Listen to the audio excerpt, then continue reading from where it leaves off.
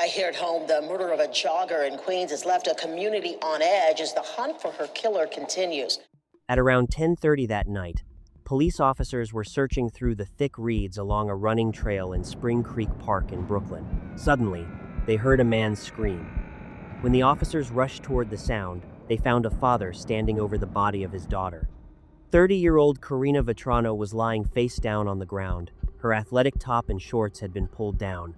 Her face was bruised. Her teeth were broken. There were scratches covering her legs. Just a few hours earlier, Karina Vetrano had simply gone out for a run. She often ran this same trail with her father, but that day, an injury had forced him to stay home. Before she left, Karina told him she would be fine. 2 hours passed, and she still hadn't returned. When detectives examined the scene, one thing became painfully clear. Karina had fought until the very end. She had bitten her attacker so hard that she broke her own teeth. Investigators recovered DNA from underneath her fingernails, but it didn't match anyone in their database. That meant only one thing. Somewhere out there was the man who had done this, and then disappeared.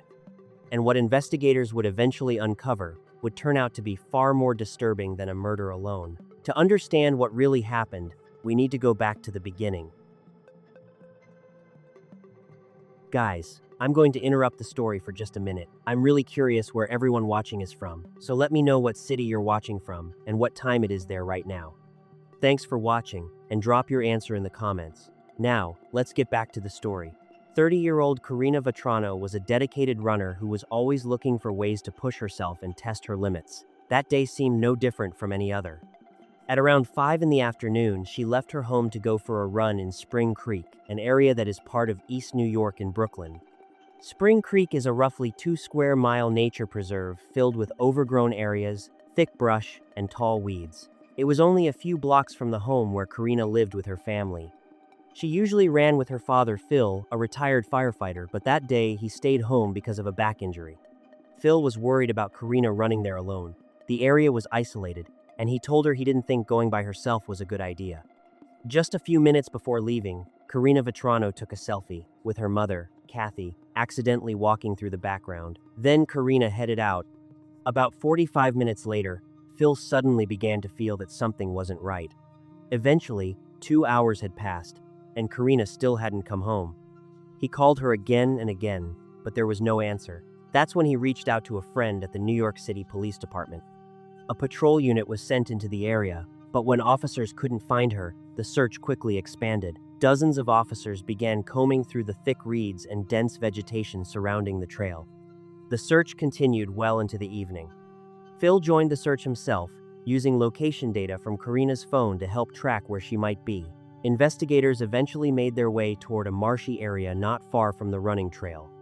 Local residents had complained about the dense overgrowth there for years, and the area was considered dangerous. At around 10:30 that night, officers suddenly heard a scream and rushed toward the sound. It was Phil. He was standing over the body of his daughter, who was lying face down on the ground. Officers had to physically pull him away from her. Phil didn't want to let his daughter go. He kept saying that he needed to take her home. Detectives, including Barry Brown and John Russo, documented multiple injuries on Karina's body. There were bruises, broken teeth, and abrasions. Her clothing had been pulled down, and there were signs of sexual assault. It was also clear that Karina had fought back until the very end. She had bitten her attacker with so much force that she broke her own teeth. Grass was still clenched tightly in her hand, suggesting that she had likely been dragged across the ground. As the head of detectives later explained, the evidence was obvious. Karina had put up a fight. The medical examiner's office performed an autopsy and determined that Karina's death was a homicide caused by strangulation. Her killer had pressed his hand against her neck with so much force while strangling her that police could actually see the imprint of his hand. For Phil, finding his daughter that night was something he felt almost destined to do. He later said that somehow, deep down, he had always felt that he was the one who was supposed to find her. It's one of the most intense and difficult crime scene searches in recent years. The view from Chopper 2 shows the demanding scope of the task. We have a very active crime scene in a very remote area. So we're searching this as best we can in a very tough condition. The grass is very high. We're using machetes to search for additional evidence wherever we go. Thursday, dozens of detectives fanned across Howard Beach, interviewing landscapers and home improvement workers. They're just asking us what time we shut up and were you working Tuesday. They want this guy, whoever he is. I hope they get him. Tonight, teams of search crews continue to tackle the dense weeds 300 feet at a time. First, hacking away by hand with machetes. They don't want to damage any possible clues as they clear the area. We're clearing a very vast area in the back adjacent to the crime scene, and we're conducting a search for evidence. The mother and father are just visibly shaken. They want closure. They want justice. They want to be able to bury their daughter with dignity. We all jog and we all walk out here and enjoy, the serenity. And now I'm afraid to go out. At his latest briefing, the chief of detectives calling this case, quote, a severe community threat and taking the following steps. A 6-month review of all Parks Police activity in the area, collecting information from the police department's sex offender monitoring unit, and continuing with their cell phone tower investigation. But so far, just the possibility that the killer may not have been someone Karina Vetrano knew, well, it certainly leaves residents on edge. My concerns is that, if it's somebody that lives in the area, that he might do it again. Karina Vetrano's father described her as a happy, strong young woman, the kind of daughter any parent would dream of having. Despite her small stature, she had an incredibly strong personality. She earned a master's degree from St. John's University and worked as a speech therapist in Manhattan, helping children with disabilities. Her friends described her as a spark, someone full of energy with an infectious laugh. At the same time, she also worked as a club promoter in Astoria. Investigators looked into a man named Paul, who had reportedly been showing Karina unwanted and obsessive attention, but he was quickly ruled out because he was at work at the time of the murder. And as the investigation moved forward, one possibility began to look increasingly likely. Karina may have been the victim of a completely random attack by a stranger. We are still in the process of crime scene collecting evidence right now. We will be out there for several days. That is a remote area. We have crime scenes set up there, and we plan to chop down just about every weed in that location until we satisfied that we got all the evidence. Now, we have a lot of forensic evidence acquired so far, but we're not getting a lot of Crime Stopper tips. We have 3, and they're all pretty generic. So we have since raised the reward up for $10,000 for any information. That is a very strong community. I'll be out there as soon as I leave here. We've got nothing but support from everybody out there. We hope to have more information. Now, this is a remote area. Young lady was running, still daylight, so hoping somebody saw something going into the park. Thus far, we don't have a lot of leads on this right now, but we're still collecting evidence. The evidence that we've collected thus far is in the Office of Chief Medical Examiner. We're hoping to get it up on a DNA profile in the next couple of days. We have them, I tell you, we have them often in this city. No one is this subject of murder. They're usually late at night. If we have them on the street, rape 1, where stranger rapes are down in this city. Nonetheless, we still get them. This type of incident where you have a jogger in a park, in a recreational center, in daylight hours is extraordinarily unusual. Around 400 people attended Karina Vetrano's funeral, including several members of the New York City Fire Department. She was a beautiful girl, young. I didn't know her, at all. But it's sad.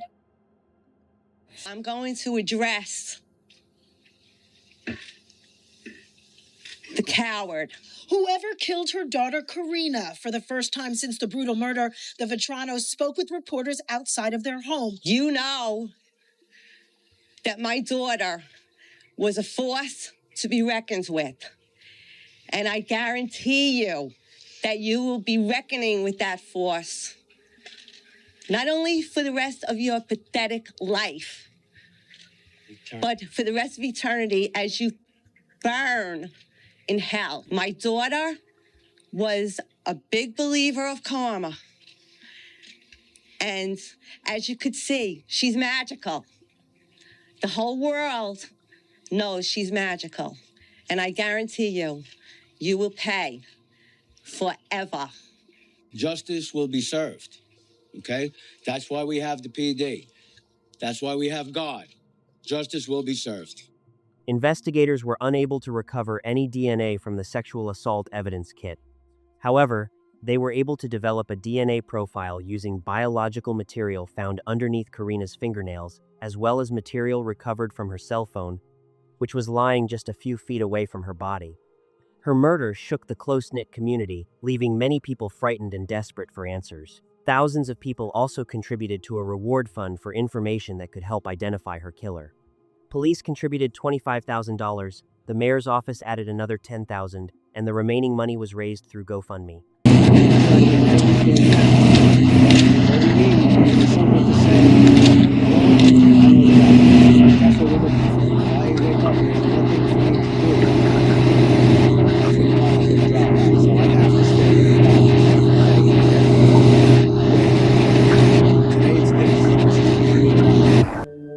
Dozens of officers were sent to the crime scene, and heavy equipment was even brought in to help search the area.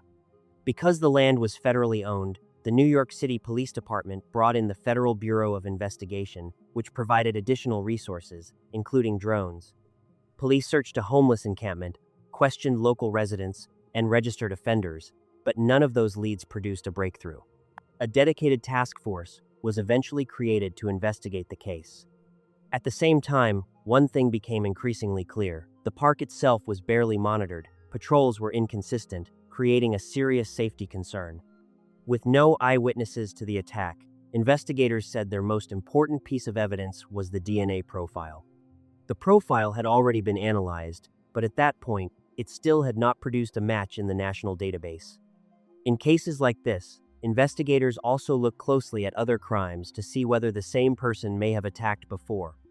Early in the investigation, New York police received an inquiry from the Massachusetts State Police about a possible connection to the murder of Vanessa Marcotte, another woman who had been killed while out for a run. But investigators were unable to establish any connection between the two cases. Detectives continued to believe that Karina Vetrano's murder had been a random attack and that her killer had escaped through the dense vegetation surrounding the area. Surveillance cameras had captured nothing useful. Residents were questioned, but those interviews led nowhere. At this point, investigators were basically looking for a needle in a haystack. Then, a Verizon employee came forward and reported seeing a suspicious man near the park around the same time Karina was killed. Based on his description, investigators created a composite sketch of the man, which was released to the public on August 31st. At a press conference, Chief Boyce says one particular thing stands out. And if you'll notice the dark wool hat, remember the day was August 2nd. It's a little unusual he's wearing a wool hat in the area there. And now a laser-sharp focus on this bike path where, unfortunately, there are no cameras. And finding this man, who police say is black, 5'10", between 35 and 45 years old, with a medium build. We have to speak to this person, so that's the only reason we're putting it out. After the composite sketch was released, a former New York City Police Department supervisor came forward and reported that a resident of a building in Brooklyn looked similar to the man in the sketch. Police went to the apartment, where a man named Kevin initially refused to open the door. Eventually, he came outside and even acknowledged that there was some resemblance. Kevin was brought in for questioning, but when investigators asked him to provide a DNA sample, he refused. Naturally, that immediately raised suspicions. Police later managed to obtain his DNA from a discarded bottle, but when the sample was tested, the results came back negative. It wasn't a match. Once again, investigators were back to square one. Meanwhile, Crime Watch Daily released surveillance footage showing Karina Vetrano just hours before she was murdered.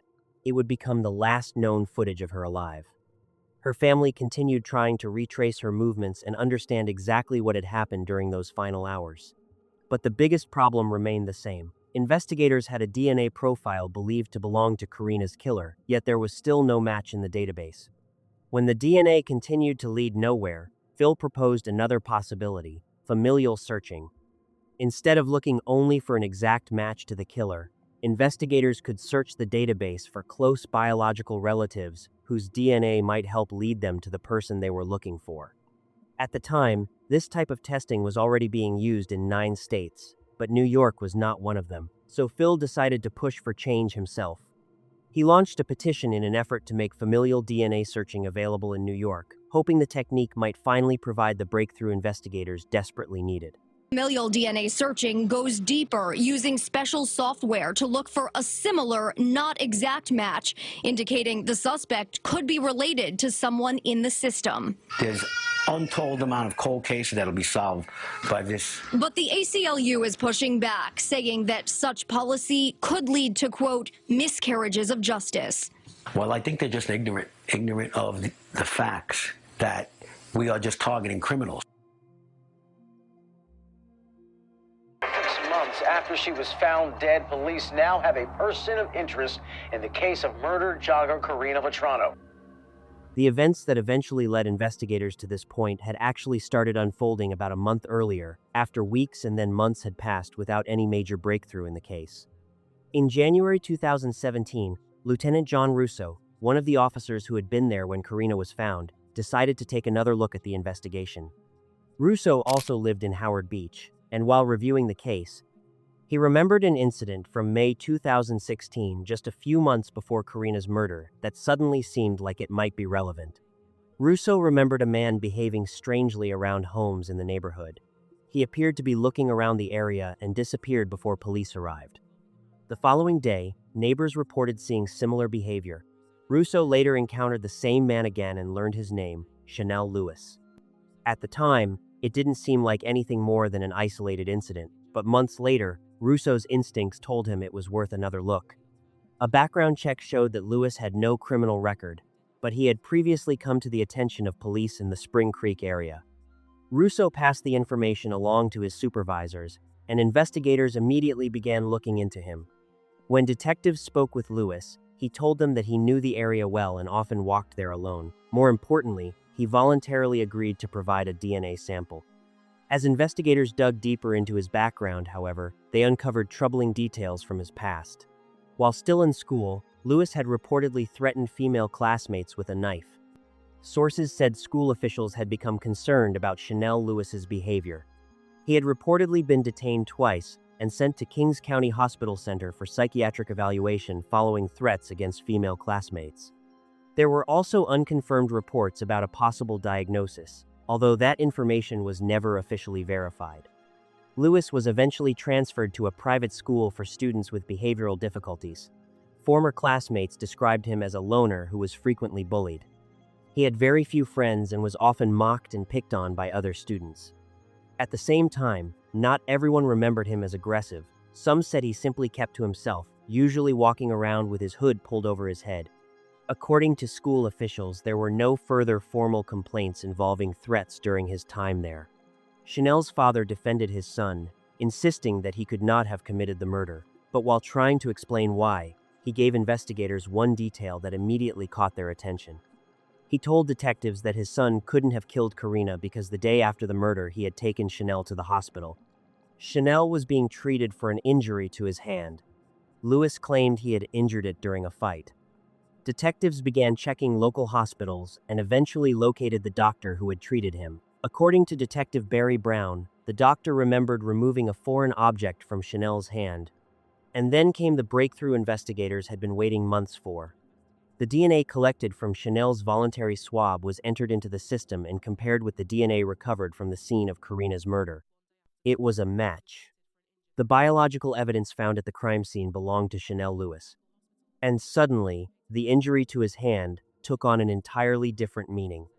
Investigators now believed the foreign object doctors had removed from Chanel's hand was a fragment of Karina's broken tooth, a piece that had apparently become lodged in his hand when she bit him while desperately fighting. Back against her attacker. I'm Detective Deal. You're located at the 107 Precinct, second floor, Detective Squad area. Today's date is February 5th, 2017. Time is approximately 10:33 a.m. And I'm activating the tape this time. Now that I've advised you of your rights, are you willing to answer questions? Okay. Yes? Okay. All right. All right. Chanel, why don't we start with, I think it was a Tuesday evening on August 2nd, 2016. Do you remember that date and that evening? Mm-hmm. All right. And where were you at that time? I was in Gateway and Spring Creek Mall. Okay, by Gateway and Spring Creek Mall? Spring Creek park. Park? Yeah. All right. Were you inside the park? Yeah, Okay. And was anyone with you or were you by yourself? by myself. All right. About what time did you get to the park? About 5 o'clock. And were you on a trail or you in the grass? On the trail. Okay. Now, while you were in the park, did something happen? Yes. What happened while you were in the park? On the park, there was this girl jogging, and then you know, one thing led to another because some other situation. All right. Well, the girl that was jogging, was she by herself or with anybody else? By herself. And when you first saw her, where were you? Were you in the grass or were you on the trail? On the trail. All right. And were you moving or were you standing still? Like I was moving, listening to music. You were walking or jogging? Walking. Walking? And you were walking towards her? I was walking towards, and then side to side, and then one thing led to another. You said as she got next to you, when she got next to you, as she was running and you were walking, what happened then? And then, because of a past situation, I got angry and then started hitting her and stuff like that. Okay. Before you did, where did you hit her? Like in the face and like in the mouth. In the face and the mouth. Before you hit her, did you grab her or did you just hit her right away? Like kind of grabbed her first. Grabbed her? And like, how did you grab her? What part of her body did you grab? Like I started hitting her because of the incident that was going on earlier. Right, but did you grab her before you started hitting her, or was the first thing you did was to hit her? What was the first thing you did? I grabbed her. Okay. And how did you grab her? Like this. Okay. With both hands? Mm-hmm. Okay. And what part of her body did you grab? Do you remember her shoulders, her waist, her neck? Do you remember? Probably like around here. Okay, around the shoulders. Did she say anything at all? No. Did she scream? No, because her tooth broke. I'm sorry? Her tooth broke? Right. Were you covering her mouth at all? No? Okay. How long would you say you were hitting her for? About how long in time? The whole thing was like about 5 minutes. 5 minutes, all right. How far off the path would you say you dragged her into the grass? Like how many feet about? Probably about 10. Okay. What was the status of her clothing? How was her clothing Kind of arranged? like pulled off. Pulled off? Yeah. Okay, what was pulled off? Like her clothes. Now, you said you did this because you had some anger, is that right? Mm-hmm. All right. Can you tell me about that anger? Because, I used to live in a different address than I currently live right now. Right. And then sometimes there's this man that comes around there. He play like loud music and carry a lot of friends around there. I didn't like it because I feel unsafe and comfortable. And I like my place private and peaceful. And usually I just... No, I know, Chanel, I know that, like last night, you really didn't want to talk about this, right? Last night. But today, it was okay, you wanted to talk about it, right? I know that you told Detective Brown you wanted to straighten your life out, right? Yes. Okay. And then Detective Brown said to wait until you came in the room to talk about it. That's right? Mm-hmm. And that's what you did, right? Yes. Okay. 20-year-old Chanel Lewis was arrested and charged with second-degree murder. Why'd you do it? Why'd you do it? Janelle! We were hiding out for 6 months. Janelle. Look this way, look this way, look this way. Look this way. Look this way, right here, sir. After his arrest, Karina's family reached out to the public and asked for their thoughts on how the remaining money raised through GoFundMe should be used. Later, Phil said that nearly $300,000 had been distributed, including a donation to Archbishop Malloy High School to establish a scholarship in Karina's honor. Eventually, Chanel Lewis was formally indicted by a grand jury on multiple charges. In total, he faced 13 counts related to murder and sexual assault in connection with the death of Karina Vetrano. He was facing the possibility of life in prison without the possibility of parole. Chanel Lewis pleaded not guilty. Tonight, Lewis's relatives say it's not possible. To the family, I'm sorry for their loss, but they have the wrong person. Richard Lewis is the suspect's father. He's a wonderful young man. Wonderful young man. My brother is a skinny, you saw him on the TV. He's a skinny guy who cannot kill such a strong girl because she's a strong person. He is alone, can never kill a person like that. Today, I would like to thank all those who have reached out and give their support for me and my family. I love my son. I support my son. I raised my son to be a God-fearing man and to respect life.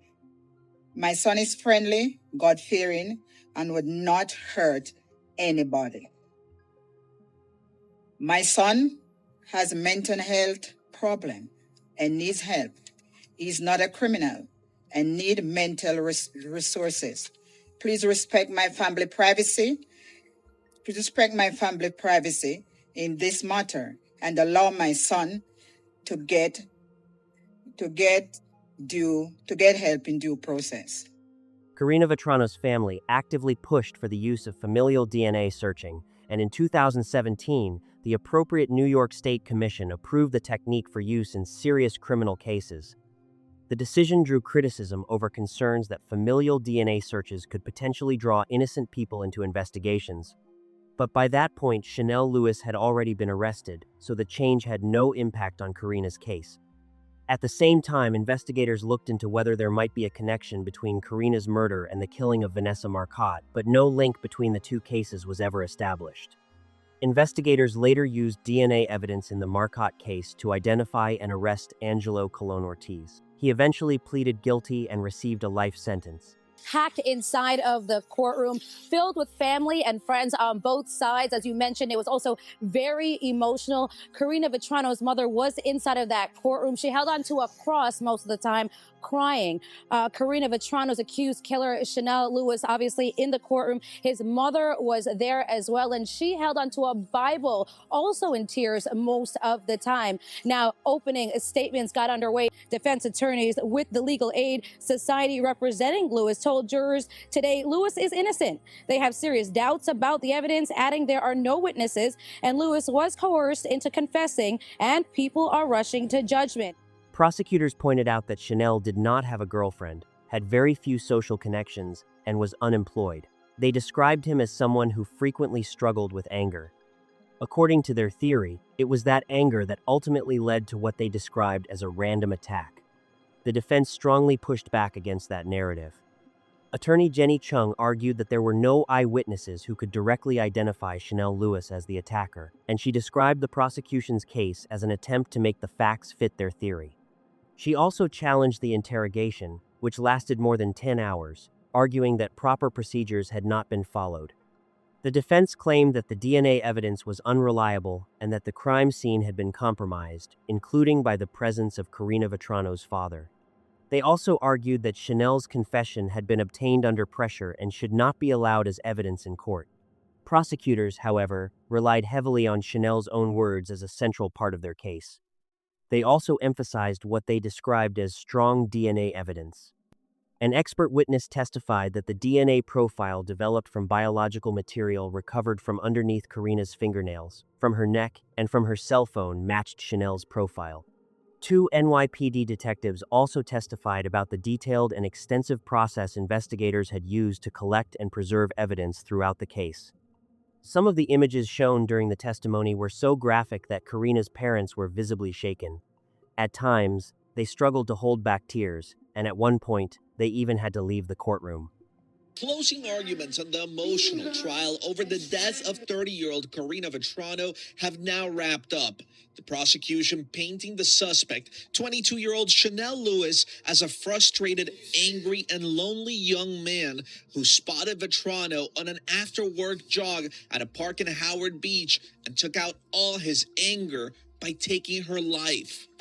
He was mad, and he took out his anger, and he took out his frustrations on Karina, grabbing her, throwing her to the ground, beating her, and strangling her until she was dead. But the defense argued that it was the police department that was frustrated with their 6-month-long investigation that had yet to find a suspect, that Lewis was singled out, and that detectives worked endlessly to fit evidence they had to build a case against him. They never allowed to develop allowed the evidence to develop a theory. Rather, they just wanted the evidence to fit their theory. The trial lasted 7 days before the jury began deliberating in the case against Chanel Lewis. They reviewed video recordings of his confession, listened again to testimony from DNA experts, and even asked to see Karina Vetrano's autopsy photographs. But after a day and a half of deliberations, the jurors still could not reach a unanimous decision. The jury was divided. In the end, the judge declared a mistrial, meaning the entire case would have to be tried all over again. The parents of Karina Vetrano looking somber and stunned leaving the courtroom. Relatives in tears after the judge declared a mistrial, a ruling which sent shock through the courtroom. Mr. Vetrano. Just a moment. Your comment. Stunned silence from the family of Karina Vetrano moments after learning justice would be delayed. Vetrano's family did not speak after the ruling. Lewis's legal team, however, did. Jury is understanding that DNA is not all it. Confession is not all it. And there are issues in the case that, as you all see, it's much more complex. Is this a win for you? Yeah. Well, it's not a conviction, so I guess that's a good thing, but closure would be a good thing too. That decision meant the case would have to be tried all over again, extending an already lengthy legal process even further. For Karina's family and loved ones, it meant their painful ordeal was far from over. They would once again have to relive the details of the tragedy and sit through another trial in their search for justice. Prosecutors were determined not to take any chances the second time around, so they prepared new evidence, including a detailed record of Chanel's internet search history leading up to his arrest. Among those searches were queries about indictments, plea deals, criminal prosecution, and news coverage of Karina's murder. In March 2019, Chanel Lewis's second trial began. Karina Vetrano's father returned to the stand today in the retrial of the man accused of strangling her back in 2016. At one point, Vetrano's father dropped to his knees in front of the jurors as he emotionally described finding his daughter's stiff, cold body in a nearby trail. The defense once again insisted that Chanel Lewis was innocent, arguing that his confession had been obtained under pressure and that if he really had been Karina's killer, investigators should have found far more of his DNA at the crime scene. Prosecutors remained just as firm. The DNA matched, and they had a recorded confession in which Lewis admitted to killing Karina Vetrano. Then, just 1 day before the jury was set to begin deliberations, the defense received an anonymous letter allegedly written by an officer with the New York City Police Department. The letter raised questions about the early stages of the investigation, including allegations of possible bias. According to journalist Sunny Hostin, if the claims in that letter were true, they could potentially provide grounds for an appeal. The defense also said it had learned that police approached Lewis for a DNA sample as part of a much broader screening operation that, in their view, was racially biased. During that effort, DNA samples were collected from more than 360 African American men in Howard Beach and surrounding areas of Brooklyn and Queens. In response, Sergeant Brendan Ryan said the NYPD had conducted a thorough investigation into Karina's murder. And as the Queens District Attorney's prosecution demonstrates, the evidence clearly shows that Chanel Lewis is responsible for her death. He also pointed out that numerous court hearings and 2 criminal trials, spanning more than 2 years, had already examined in detail the issues raised in the anonymous letter, which he said contained numerous false claims and inaccuracies. This morning, the judge denied a request from the defense asking for a hearing on this. After that, the case was handed over to the jury for deliberations. The significance of that moment was impossible to ignore. The first trial had already ended with a deadlocked jury and a mistrial, so neither side was taking anything for granted this time. There was simply too much at stake, not only for the prosecution and the defense, but especially for Karina's family, who had already endured years of uncertainty while waiting for answers and justice. On April 1st, 2019, the verdict was finally announced. As everyone waited to hear the jury's decision, the entire courtroom seemed to hold its breath. We, the jury, find the defendant guilty.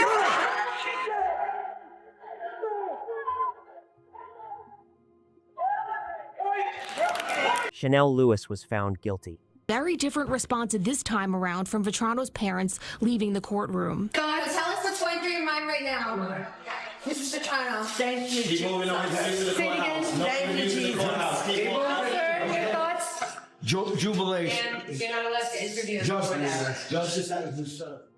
I'm thanking those jurors for listening to the overwhelming evidence. All the anger, all the years of pain, but mostly the anger was lifted and gone. Lewis lifted his handcuffed hands in a farewell wave to his family and supporters as he was led off to jail. Some of those supporters today say they've followed the case very closely, and a family spokesperson says they question the verdict. How does a young man walk into Howard Beach, murder a young lady that was physically fit, and walk out of Howard Beach without being seen on any camera from the Gateway Mall, any camera in Howard Beach at all?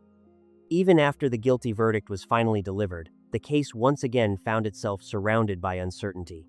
Now to a stunning development in the Karina Vetrano murder case. Sentencing for her convicted killer has been postponed because of new claims of juror misconduct. For Karina's family, it was yet another devastating blow and another reminder that even a guilty verdict does not always bring an immediate or final sense of closure. It was alleged that one juror had accused 3 others of ignoring the judge's instructions about when and how they were allowed to discuss the case.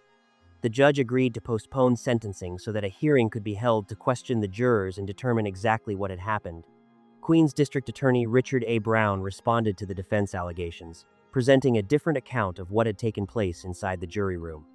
According to a sworn written statement cited in the motion, Juror A claimed that Juror B had begun expressing conclusions about the case from the very beginning of the trial and continued doing so throughout the proceedings.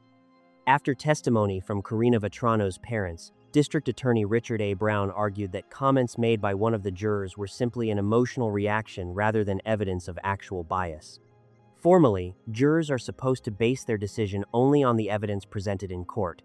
But according to allegations raised by the parties, some jurors began bringing information into their discussions that had never actually been introduced during the trial. The defense motion argued that one juror had therefore improperly supplemented the evidence with her own personal experience. According to the defense, this could have made the other jurors feel as though they were unable to challenge what she was saying and instead had to accept her statements as fact. The defense characterized this as juror misconduct, arguing that she had effectively turned herself into an unsworn expert witness for the prosecution. In their view, that meant the jury had gone beyond the evidence that had officially been presented in court. Attorneys with the Legal Aid Society representing Chanel Lewis, Robert Moeller, Julia L. Burke, and Jenny Chung presented these arguments to the court. However, Juror D denied ever telling the other jurors that she had been a victim of rape. In another allegation, the defense argued that one juror had reached conclusions using information that had never been presented at trial. The juror had compared the injuries in Karina Vetrano's case with those from another case and, based on that comparison, concluded that sexual assault had been proven. The defense argued that this was improper because jurors are not allowed to rely on outside information when deciding a case. The juror acknowledged mentioning his previous experience, but said that once the issue was brought to his attention, he did not raise it again. Prosecutors pushed back against those claims. They argued that the jurors had not acted as experts or introduced outside evidence. Instead, according to the prosecution, they were simply expressing their own opinions and interpreting the evidence through the lens of their personal experiences. After the verdict, CBS 2 spoke to the jury foreman who called it a slam dunk case. When asked what the most damning evidence was, 2 things. The confession, it wasn't coerced. Dina was like so overwhelming. He said the jury was unanimous on the murder charges, but there were at least 2 holdouts on the sex abuse charges. However, in another interview after the verdict, one juror who agreed to speak with reporters anonymously said that he felt pressured by the other jurors to vote for a guilty verdict. In the end, the judge rejected the claims of juror misconduct. With those challenges dismissed, the case could finally move forward to sentencing. April 23, 2019.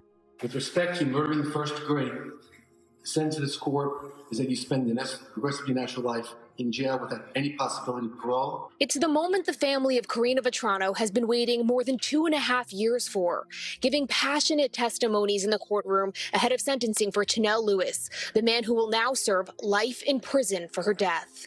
There were no more Merry Christmases, no more Happy New Years, no more happy birthdays. There is no more pleasure in life, no more smiles, no more happiness. Those are all taken by that convicted, murdering rapist. Only my faith in God and my belief in heaven keeps me from killing myself for fear of not being allowed into heaven to see my baby again. Describing his family walking the earth as zombies just waiting to see Karina, Phil Vetrano told 22-year-old Channel Lewis his daughter had a message for him. She told me that if you stand up here today in court and ask for her forgiveness. The judge added another 32 years in prison to the life sentence for second-degree murder and sexual assault. The defense spoke on behalf of Lewis, and then he said just a few words. I'm innocent. I'm sorry for the family's loss, but I didn't do this. Chief Assistant District Attorney John Ryan said the defendant in this case had shown not a single ounce of remorse for such a brutal crime. After the sentence was handed down, Chanel's mother and other supporters gathered outside the courthouse to protest. As the lead prosecutor made his way toward his car, protesters shouted at him from outside the building. Minutes later, the lead prosecutor emerged in front of the protesters rather than taking an alternate route. And in further protest, they shut down Queens Boulevard for about 2 minutes. No justice!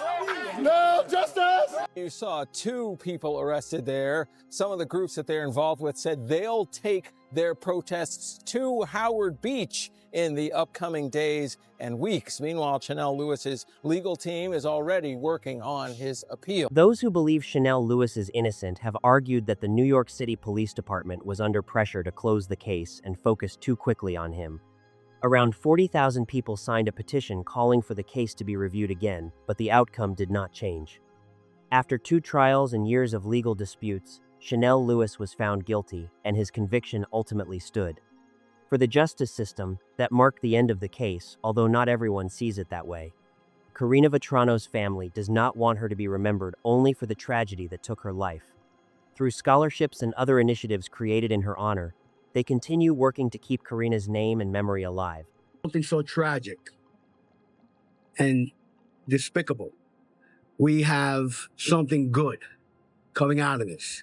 We have a scholarship. Through all the courtroom battles, legal disputes, and appeals, Karina Vetrano herself was often pushed into the background. But this story is about her.